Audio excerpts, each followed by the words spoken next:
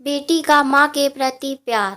मेरे घर के सामने एक घर में एक साधारण सी नौकरी करने वाला व्यक्ति अपनी पत्नी और इकलौती 15 वर्षीय बेटी के साथ रहता था। उसके पापा और मम्मी उसे बहुत प्यार करते थे क्योंकि वह उनकी इकलौती संतान थी और शादी के 9 वर्ष बाद पहली संतान हुई थी।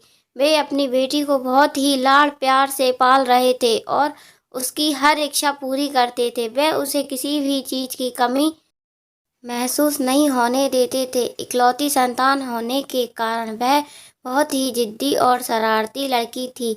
एक दिन उसने बहुत ही खूबसूरत नई चप्पल लाने की जिद की। उसके पापा ने कहा, नई चप्पल 1 या 2 दिन में ला दूंगा। दूसरे दिन उसके पापा बाजार से बहुत ही खूबसूरत चप्पल ले आए। चप्पल लेकर वह बहुत खुश हुई और वह उन चप्पलों को पहनकर पूरा दिन उछल कूद करती रही। पर अगले ही दिन मैं आश्चर्यचकित रह गया जब मैंने उसे ये कहते हुए सुना कि माँ, ये नई चप्पल मैं नहीं पहनूंगी, ये मुझे अच्छी नहीं लगी। इससे तो अच्छी मेरी पुरानी वाली ही है, मैं तो वही पहनूंगी। मुझे उसकी हरकत पर गुस्सा भी आया और उसके पल पल बदलते व्यवहार को देखकर हैरानी भी हुई। शाम को जब मैं टहलने के लिए निकला तो मुझे वो घर के दरवाजे पर खेलती हुई मिली। मैंने उसे बुलाया और उससे कहा, गुड़िया, जब आपको वो महंगी चप्पल पहननी ही नहीं थी तो मंगवा ही क्यों?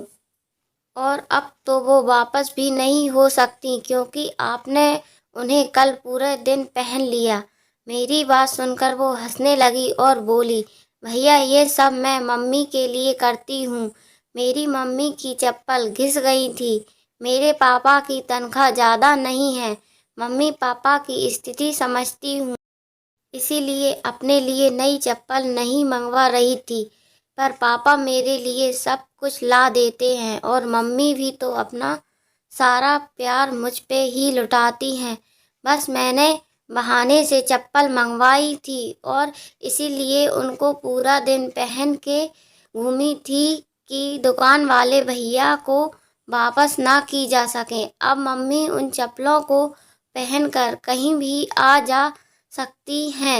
इतनी कम उम्र में माँ के प्रति इतनी प्यारी सोच और प्यार देख के मैं बहुत खुश हुआ और उस दिन से उसके प्रति मेरा नज़रिया, जो जिद्दी और अति शरारती लड़की का था, वो बदल गया। इसलिए कहते हैं, बेटी कभी भी कहीं भी हो, उसकी जान अपनी माँ में ही बसती है। सच में माँ बेटी का रिश्ता अनमोल होता है। अगर आपको यह कहानी पसंद आई हो तो लाइक करें, शेयर करें और सब्सक्राइब करें।